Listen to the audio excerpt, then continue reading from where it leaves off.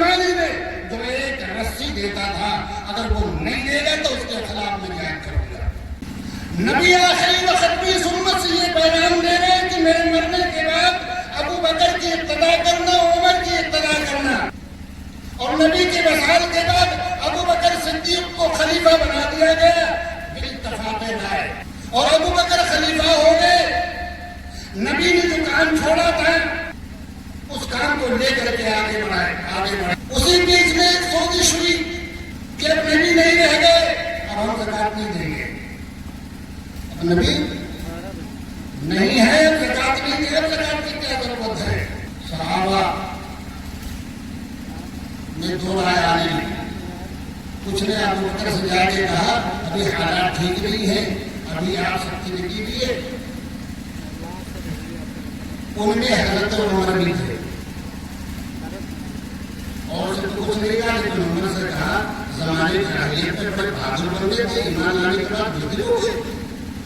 اور عمر کو مخاطب کر کے صدیق اکبر نے کہا خدا کی قسم، نبی کے زمانے میں جو ایک رسی دیتا تھا، اگر وہ نہیں دے گا تو اس کے خلاف میں جہاد کروں گا۔ جوش ایمانی جرأت ایمانی دیکھ کر کے صحابہ سمجھ گئے کہ یہ غیبی تائید ہے، اور سب متفق ہو گئے، اور اس کے بعد وہ شکست 2.5 سال آپ کی خلافت رہی، اس کے بعد آپ کا انتقال ہو گیا۔ پھر عمر آئے، وہ عمر کہ جن کے بارے میں ہمارے نبی کہہ رہے ہیں اگر نبوت کا دروازہ بند نہ ہوا ہوتا، اگر میرے بعد کسی کو نبی آنا ہوتا، اگر میرے بعد کسی کو اللہ نبی بنا کے بھیجتا تو وہ عمر کو بھیجتا۔ اس راستے سے گزرتے ہیں شیطان ریا خالق چھوڑتے ہوئے، ریا خالق کرتے ہوئے بھاگتا ہے۔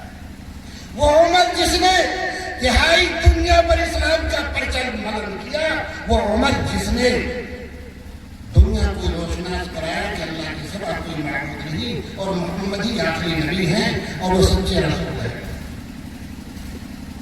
جس نے عدلیہ کا نظام دیا، جس نے اعلیٰ سوسائٹی دی، اعلیٰ آج ہم یہودیوں کے سوسائٹی کو سوسائٹی سمجھتے ہیں، آج اہل حدود کے سوسائٹی کو سوسائٹی سمجھتے ہیں۔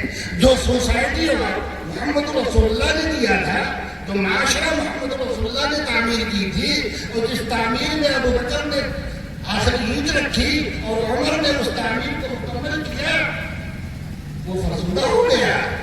نہ محمد رسول اللہ کا پسند کردہ لباس پسند، نہ ان کا کھانا پسند، نہ ان کا بیٹھنے کا طریقہ ہمیں پسند، نہ ان کے اٹھنے کا